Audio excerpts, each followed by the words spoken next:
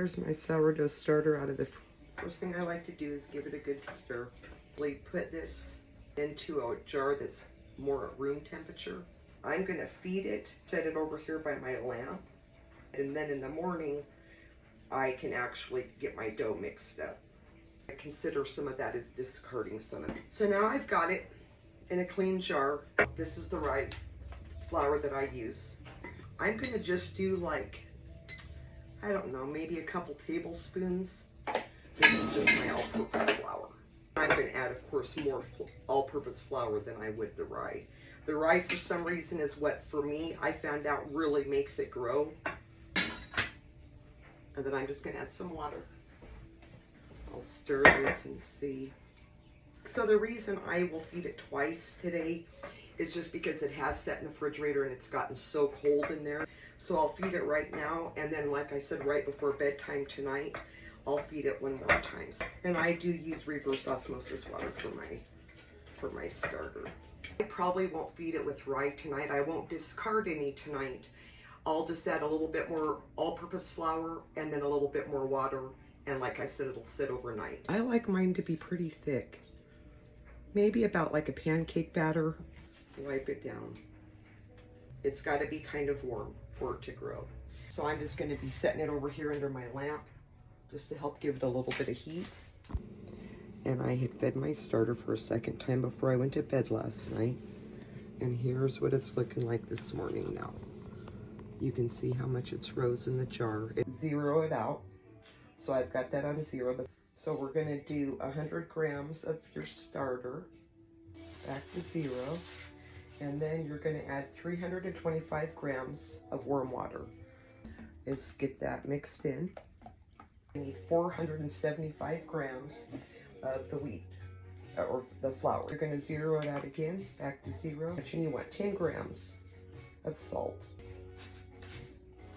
I just kind of pull up on it, kind of stretch it.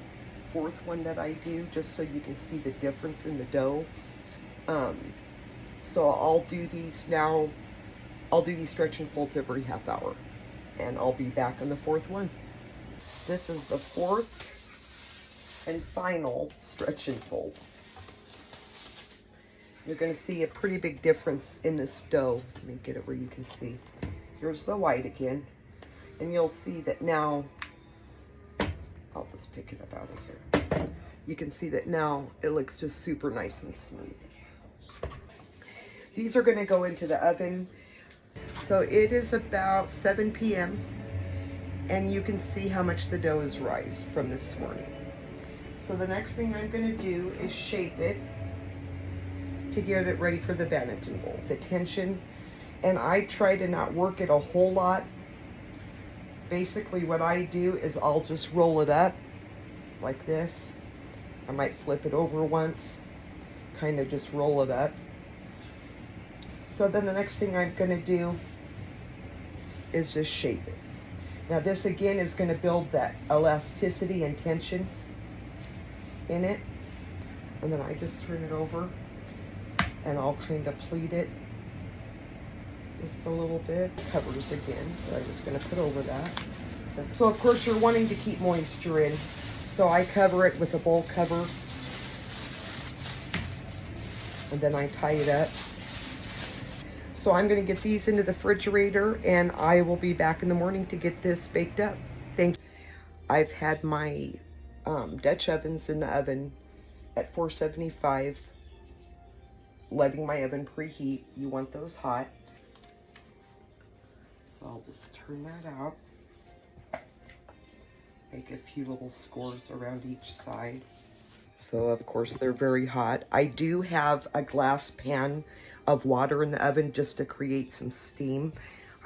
So these are going to go into the oven covered for about 20 minutes. They're much easier, keeps it from burning on the bottom. Okay, so both of those Dutch ovens with the bread are going to go in the oven. Like I said, at 475. I do mine at 475 for about 20 to 25 minutes covered. Then I'm going to remove the lid, and then those are going to continue to cook for, about another 20 minutes. I just kind of watch them. So when I get the bread out of the oven, I'll be back to show it to you guys. Okay, so I'm back, and I just wanted to get on and show you how the bread came out.